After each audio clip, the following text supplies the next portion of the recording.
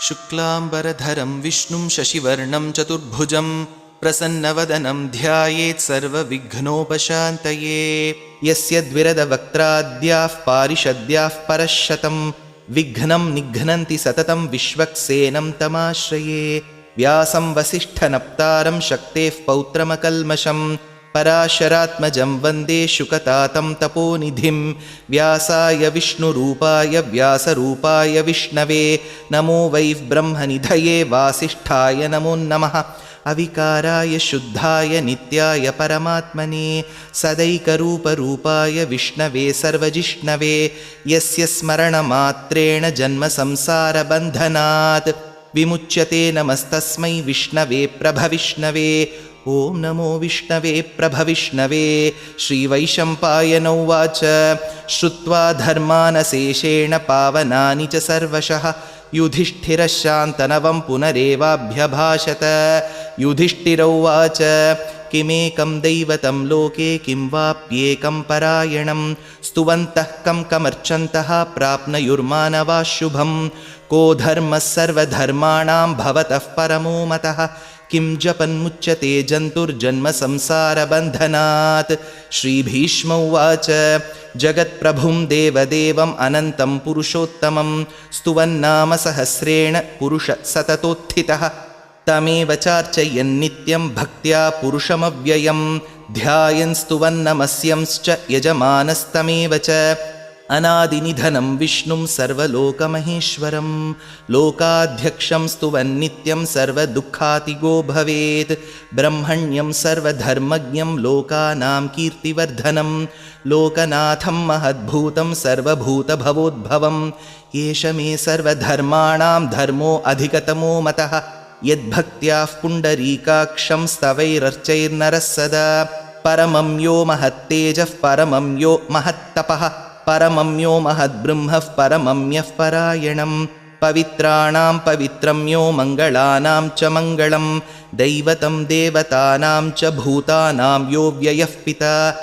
यतः सर्वाणि भूतानि भवन्त्यादियुगागमे यस्मिंश्च प्रलयं यान्ति पुनरेव युगक्षये।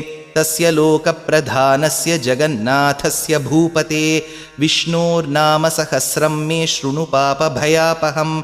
यानि नामानि गौणानि विख्यातानि महात्मनः ऋषिभिः परिगीतानि तानि वक्ष्यामि भूतये। विष्णोर्नाम सहस्रस्य वेदव्यासो महामुनिः छन्दोनुष्टुप् तथा देवो भगवान् देवकीसुतः। अमृतांशूद्भवो बीजं शक्तिर्देवकीनन्दनः त्रिसामाहृदयं तस्य शान्त्यर्थे विनियुज्यते। विष्णुं जिष्णुं महाविष्णुं प्रभविष्णुं महेश्वरम् अनेकरूपदैत्यान्तं नमामि पुरुषोत्तमम्। अस्य श्रीविष्णोर्दिव्यसहस्रनामस्तोत्रमहामन्त्रस्य श्रीवेदव्यासो भगवान् ऋषिः अनुष्टुप्छन्दः। श्रीमहाविष्णुः परमात्मा श्रीमन्नारायणो देवता अमृतांशूद्भवो भानुरिति बीजं देवकीनन्दनस्रष्टेति शक्तिः उद्भवः क्षोभणो देव इति परमो मन्त्रः।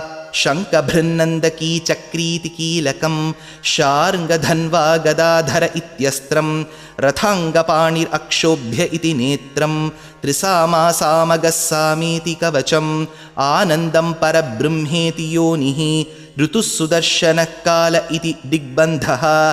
श्रीविश्वरूप इति ध्यानं श्रीमहाविष्णुः प्रीत्यर्थे श्रीसहस्रनामजपे विनियोगः।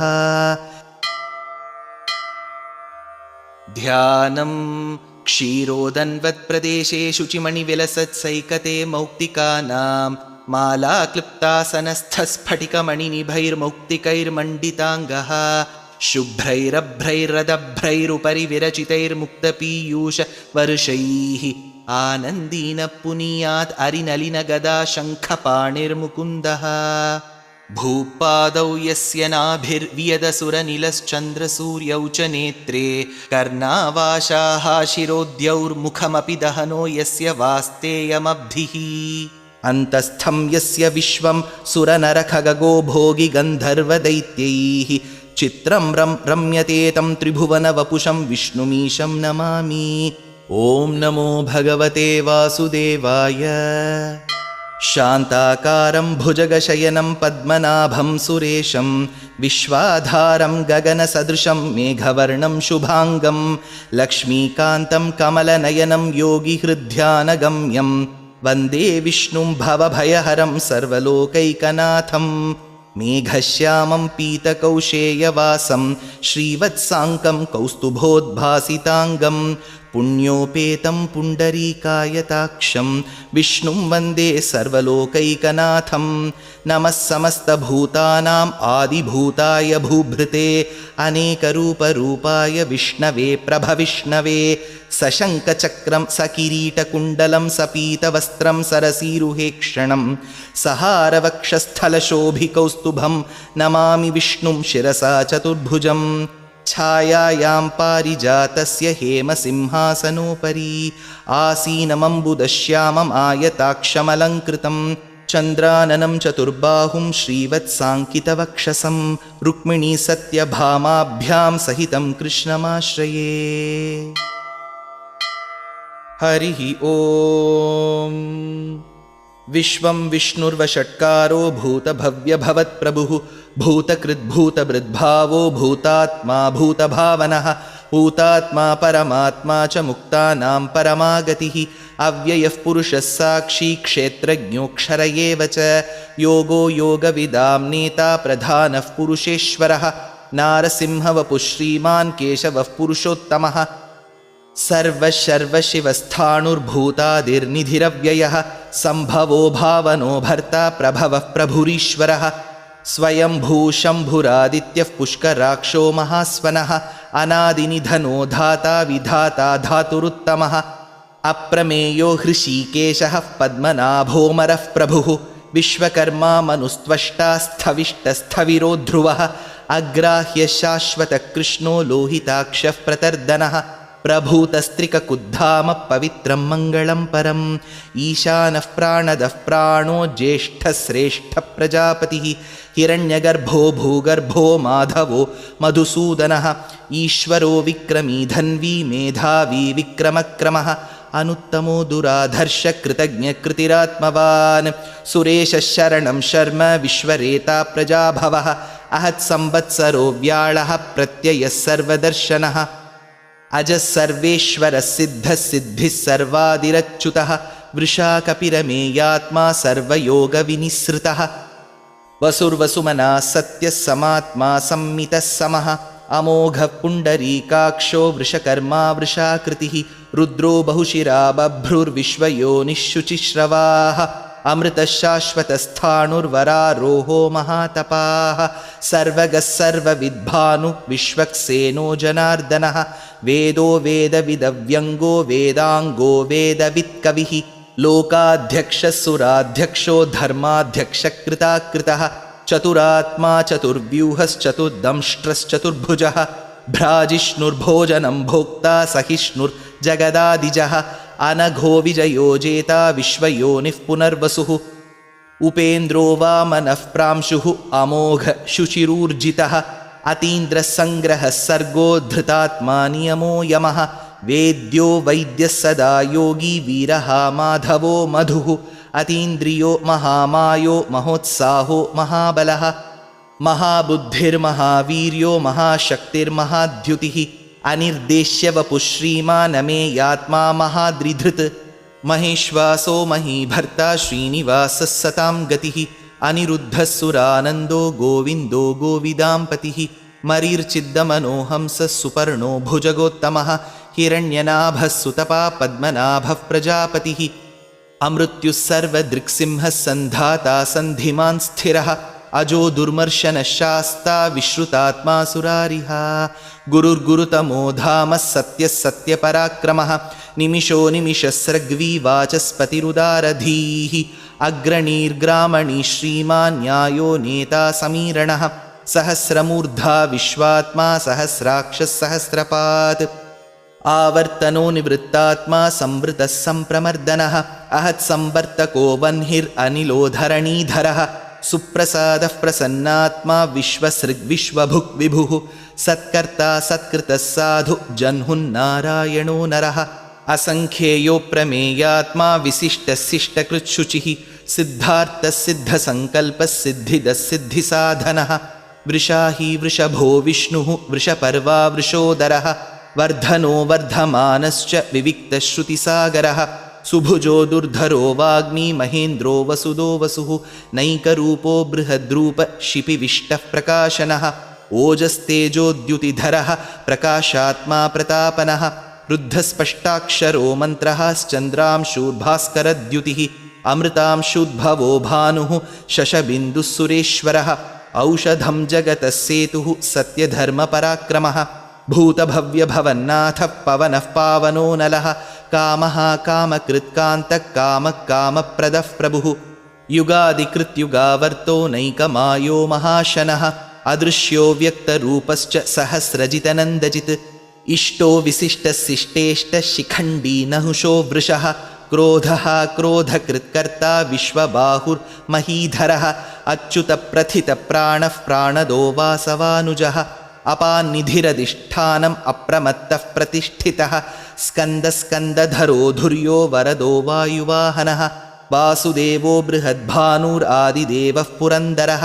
अशोकस्तारणस्तारः शूरः शौरिर्जनेश्वरः अनुकूलशतावर्तः पद्मी पद्मनिभीक्षणः पद्मनाभोरविन्दाक्षः पद्मगर्भः शरीरभृत् महर्दिरुद्धो वृद्धात्मा महाक्षो गरुडध्वजः अतुलशरभो भीमः समयज्ञो हविर्हरिः सर्वलक्षणलक्षण्यो लक्ष्मीवान् समितिञ्जयः विक्षरो रोहितो मार्गो हेतुर्दामोदरः सहः महीधरो महाभागो वेगवानमिताशनः उद्भवः क्षोभणो देवः श्रीगर्भः परमेश्वरः करणं कारणं कर्ता विकर्ता गहनो गुहः व्यवसायो व्यवस्थानः संस्थानस्थानदो ध्रुवः परर्धिः परमस्पष्टस्तुष्टः पुष्टः शुभेक्षणः रामो विरामो विरतो मार्गो नेयो नयो नयः वीरशक्तिमतां श्रेष्ठो धर्मो धर्मविदुत्तमः वैकुण्ठपुरुषप्राणप्राणदः प्रणमपृथुः हिरण्यगर्भः शत्रुघ्नो व्याप्तो वायुरधोक्षजः ऋतुः सुदर्शनकालः परमेष्ठी परिग्रहः उग्रः संवत्सरो दक्षो विश्रामो विश्वदक्षिणः विस्तारस्थावरस्थाणुः प्रमाणं बीजमव्ययम् अर्थोऽनर्थो महाकोशो महाभोगो महाधनः अनिर्विण्णस्थविष्टो भूर्धर्मयूपो महामखः नक्षत्रनेमिर्नक्षत्री क्षमः क्षामः समीहनः यज्ञयुज्यो महेज्यश्च क्रतुः सत्रं सताङ्गतिः सर्वदर्शी निवृत्तात्मा सर्वज्ञो ज्ञानमुत्तमं सुव्रतः सुमुखः सूक्ष्मः सुघोषः सुखदः सुहृत् मनोहरोजितक्रोधो वीरबाहुर्विदारणः स्वापनस्ववशो व्यापी नैकात्मानैककर्मकृत् वत्सरो वत्सलो वत्सी रत्नगर्भो धनेश्वरः धर्मगुब्धर्मकृद्धर्मी सदसक्षरमक्षरम् अविज्ञाता सहस्रांशुः विधाता कृतलक्षणः गभस्तिनेमि सत्त्वस्थः सिंहो भूतमहेश्वरः आदिदेवो महादेवो देवेशो देवभृद्गुरुः उत्तरो गोपतिर्गोप्ता ज्ञानगम्यपुरातनः शरीरभूतभृद्भोक्ता कपीन्द्रो भूरिदक्षिणः सोमपो मृतपः सोमः पुरुजित्पुरुसत्तमः विनयोजयः सत्यसन्धो दाशार्हः सात्वतां पतिः जीवो विनयिता साक्षी मुकुन्दो अमितविक्रमः अम्भो निधिरनन्तात्मा महोदधिशयोऽन्तकः अजो महार्हः स्वाभाव्योजितामित्रप्रमोदनः आनन्दो नन्दनो नन्दः सत्यधर्मात्रिविक्रमः महर्षिः कपिलाचार्यः कृतज्ञो मेदिनीपतिः त्रिपदस्त्रिदशाध्यक्षो महाशृङ्गकृतान्तकृत् महावराहो गोविन्दः सुषेणः कनकाङ्गदी गुह्यो गभीरो गहनो गुप्तश्चक्रगदाधरः वेधास्वाङ्गोजितकृष्णो दृढः सङ्कर्षणोच्युतः वरुणो वारुणो वृक्षः पुष्कराक्षो महामनाः भगवान् भगहानन्दी वनमाली हलायुधः आदित्यो ज्योतिरादित्यः सहिष्णुर्गतिसत्तमः सुधन्वाखण्डपरशुर्दारुणो द्रविणः प्रदः दिविस्पृक्सर्वदृग्व्यासो वाचस्पतिरयो निजः त्रिसामासामगस्सामनिर्वाणं भेषजं भिषक् सन्न्यासकृच्छमः शान्तो निष्ठा शान्तिः परायणं शुभाङ्गशान्तिदस्रष्टा कुमुदः कुवलेशयः गोहितो गोपतिर्गोप्ता वृषभाक्षो वृषप्रियः अनिवर्ती निवृत्तात्मा संक्षेप्ता क्षेमकृच्छिवः श्रीवत्सवक्षा श्रीवास श्रीपति श्रीमताम्बरः श्रीद श्रीस श्रीनिवास श्रीनिधि श्रीविभावनः श्रीधर श्रीकर श्रेय श्रीमान् लोकत्रयाश्रयः स्वक्षस्वङ्गशतानन्दो नन्दिर्ज्योतिर्गणेश्वरः विजितात्मा विधेयात्मा सत्कीर्तिर्छिन्नसंशयः उदीर्णः सर्वतश्चक्षुरनीशः शाश्वतस्थिरः भूषयो भूषणो भूतिः विशोकः शोकनाशनः अर्चिष्मान् अर्चितः कुम्भो विशुद्धात्मा विशोधनः अनिरुद्धो अप्रतिरथः प्रद्युम्नो अमितविक्रमः कालनेमिनिः शौरिः शूरः शूरजनेश्वरः त्रिलोकात्मा त्रिलोकेशः केशवः केशिहा हरिः कामदेवः कामपालः कामी कान्तकृतागमः अनिर्देश्य वपुर्विष्णुर्वीरोऽनन्तो धनञ्जयः ब्रह्मण्यो ब्रह्मकृद्ब्रह्मा ब्रह्म ब्रह्मविवर्धनः ब्रह्मविद्ब्राह्मणो ब्रह्मी ब्रह्मज्ञो ब्राह्मणप्रियः महाक्रमो महाकर्मा महातेजा महोरगः महाक्रतुर्महायज्वा महायज्ञो महाहविः स्तव्यस्तवः प्रियस्तोत्रं स्तुतिस्तोतारणः प्रियः पूर्णः पूरयिता पुण्यः पुण्यकीर्तिरनामयः मनोजवस्तीर्थकरो वसुरेता वसुःप्रदः वसुप्रदो वासुदेवो वसुर्वसुमनाहविः सद्गतिः सत्कृतिः सत्ता सद्भूतिः सत्परायणः शूरसेनो यदुश्रेष्ठः सन्निवासः सुयामुनः भूतावासो वासुदेवः सर्वासु निलयो नलः दर्पः दर्पदो दृप्तो दुर्धरोऽथापराजितः विश्वमूर्तिर्महामूर्तिर्दीप्तमूर्तिरमूर्तिमान् अनेकमूर्तिरव्यक्तः शतमूर्तिः शताननः एको नैकः सवः कः किं यत्तत्पदमनुत्तमं लोकबन्धुर्लोकनाथो माधवो भक्तवत्सलः सुवर्णवर्णो हेमाङ्गो वराङ्गश्चन्दनाङ्गदी वीरः विषमः शून्यो घृताशीरचलश्चलः अमानीमानदो मान्यो लोकस्वामी त्रिलोकधृत् सुमेधा मेधजो धन्यः सत्यमेधाधराधरः तेजो वृषोद्युतिधरः सर्वशस्त्रभृताम्बरः प्रग्रहो निग्रहो व्यग्रो नैकशृङ्गो गदाग्रजः चतुर्मूर्तिश्चतुर्बाहुश्चतुर्व्यूहश्चतुर्गतिः चतुरात्मा चतुर्भावश्चतुर्वेदविदेकपात् समावर्तो निवृत्तात्मा दुर्जयो दुरतिक्रमः दुर्लभो दुर्गमो दुर्गो दुरावासो दुरारिहा शुभाङ्गो लोकसारङ्गः सुतन्तु तन्तुवर्धनः इन्द्रकर्मा महाकर्मा कृतकर्मा कृतागमः उद्भवः सुन्दरः सुन्दो रत्ननाभः सुलोचनः अर्को वाजसनिशृङ्गी जयन्तः सर्वविज्जयी सुवर्णबिन्दुरक्षोभ्यः सर्ववागीश्वरेश्वरः महाहृदो महागर्तो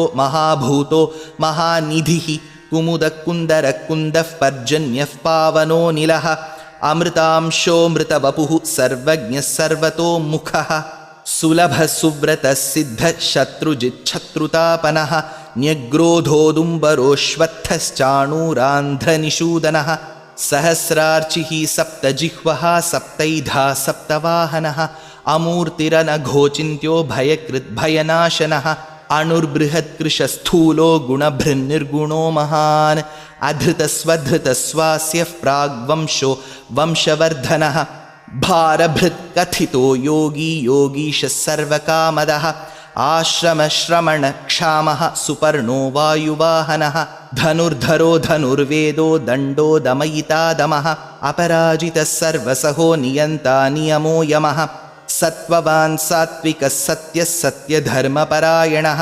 अभिप्रायप्रियार्होर्हः प्रियकृत्प्रीतिवर्धनः विहाय सगतिर्ज्योतिर्सुरुचित् हुतभुक् विभुः रविर्विरोचनः सूर्यः सविता रविलोचनः अनन्तहुतभुग्भोक्ता सुखदो नैकदोऽग्रजः अनिर्विण्णः सदामर्षि लोकाधिष्ठानमद्भुतः सनात्सनातनतमः कपिलः कपिरव्ययः स्वस्तिदस्वस्तिकृस्वस्ति स्वस्तिभुक् स्वस्ति दक्षिणः अरौद्रकुण्डलीचक्री विक्रम्योर्जितशासनः शब्दातिगशब्दसः शिशिर शर्वरीकरः अक्रूरः पेशलो दक्षो दक्षिणक्षमिणाम्बरः विद्वत्तमो वीतभयपुण्यश्रवणकीर्तनः उत्तारणो दुष्कृतिः पुण्यो दुःस्वप्ननाशनः वीरः रक्षणः सन्तो जीवनः पर्यवस्थितः अनन्तरूपोऽनन्तश्रीर्जितमन्युर्भयापहः चतुरस्रो गभीरात्मा विदिशो व्यादिशो दिशः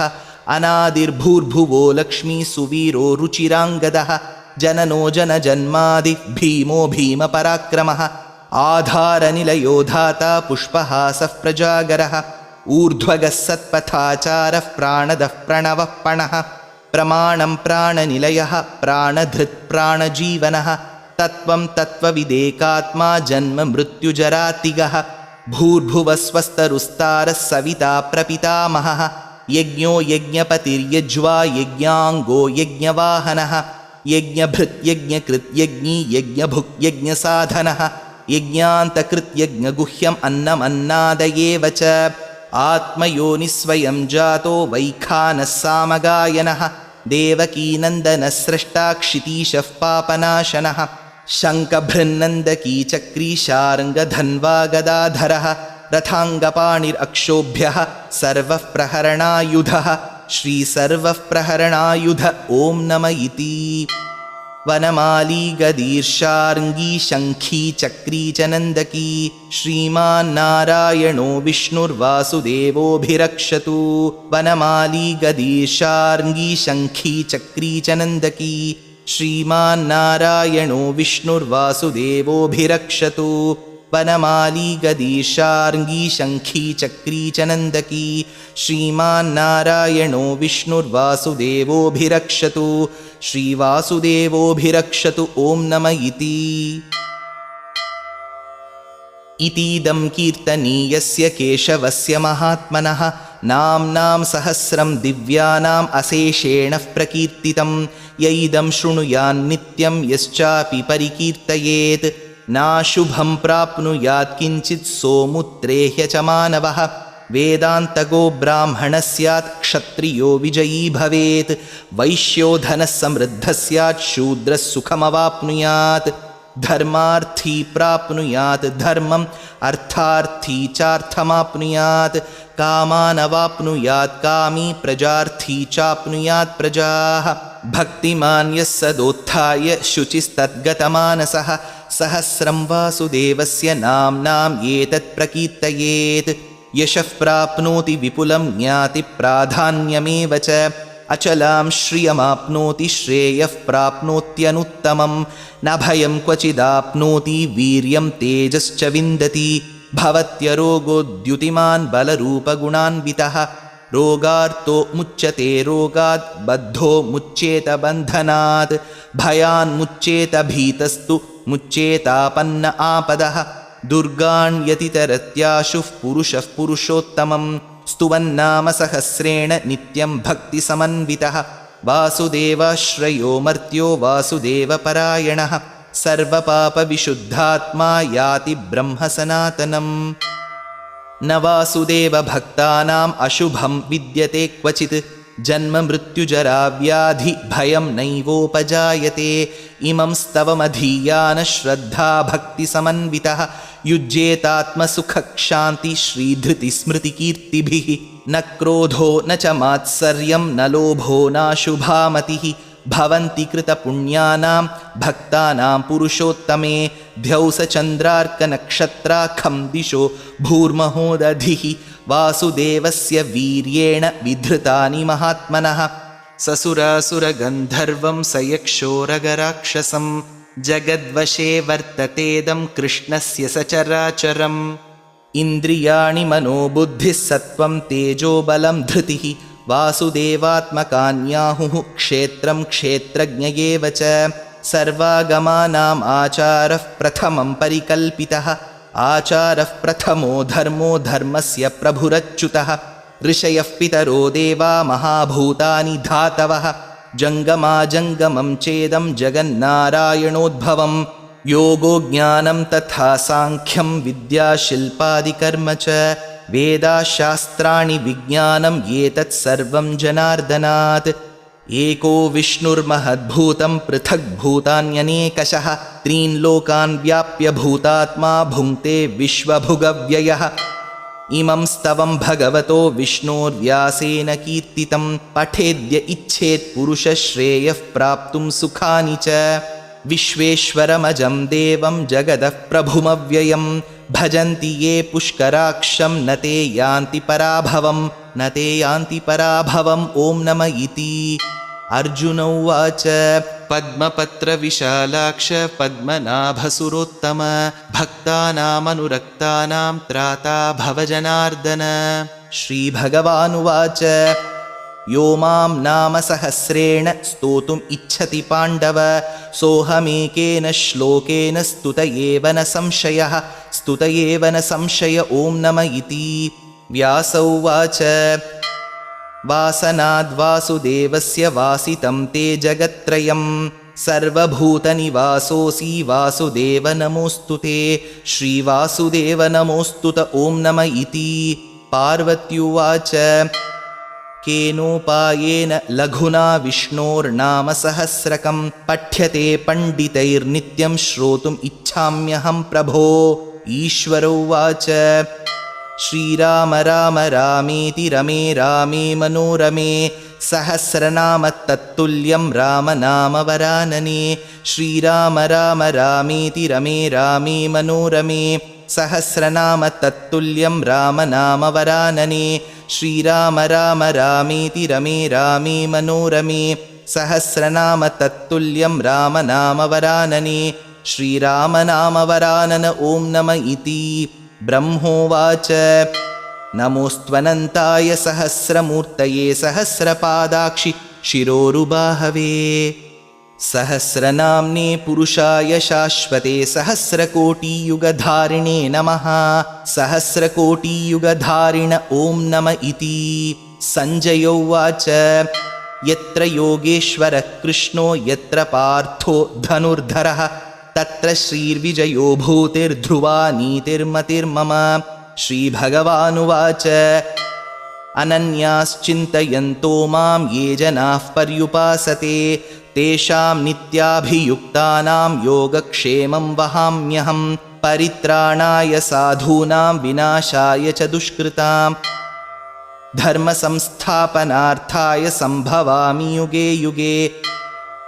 आर्ता विषण्णा शिथिलाश्च भीताः घोरेषु च व्याधिषु वर्तमानाः संकीर्त्य नारायणशब्दमात्रं विमुक्तदुःखा सुखिनो भवन्तु।